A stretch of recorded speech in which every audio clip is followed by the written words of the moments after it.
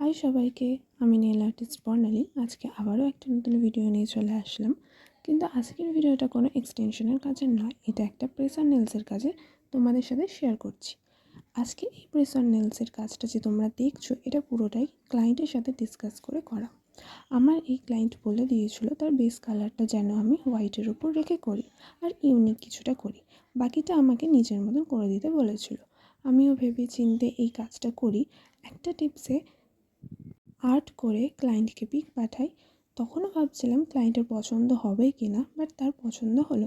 ব্যাস আমিও তার অ্যাপ্রুভ পেয়ে টেনশন ফ্রি হয়ে বাকি ফিঙ্গার্সগুলো কমপ্লিট করি।